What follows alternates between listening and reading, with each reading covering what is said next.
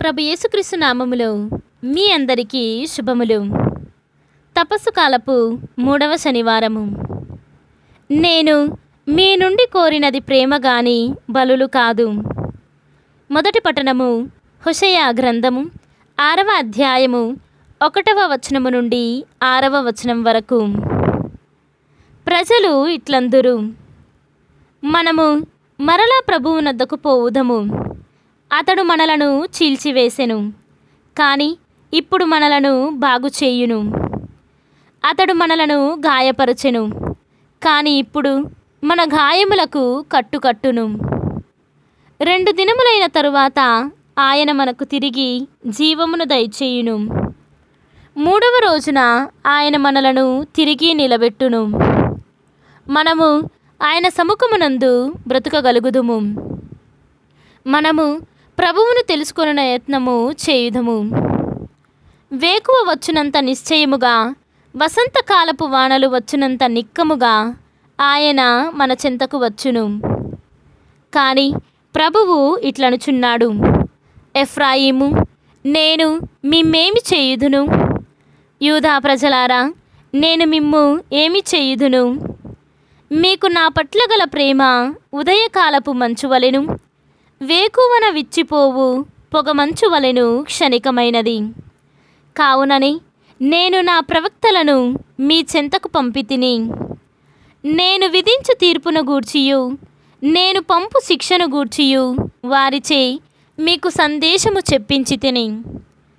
నేను మీ నుండి కోరినది కారుణ్యమునే గాని బలులు కాదు, దేవుని గూర్చిన జ్ఞానమునే కాని దహన బలులు కాదు. ఇది ప్రభువు వాక్కు. సర్వేశ్వరునికి వందనములు. భక్తి కీర్తన.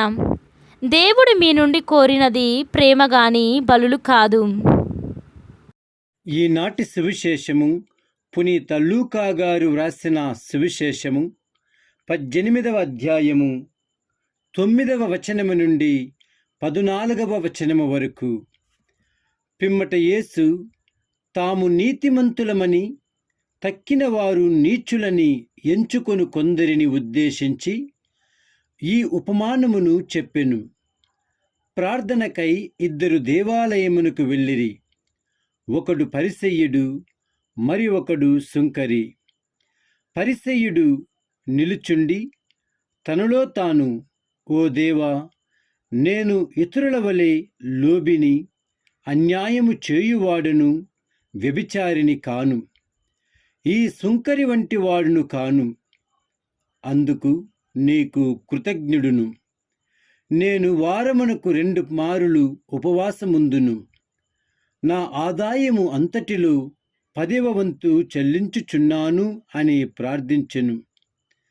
సుంకరి దూరముగా నిలువబడి ఆకాశము వైపు కనులెత్తుటకైనను సాహసింపక రొమ్ము బాదుకొనుచు, ఓ దేవా, ఈ పాపాత్ముని కరుణింపుము అని ప్రార్థించెను.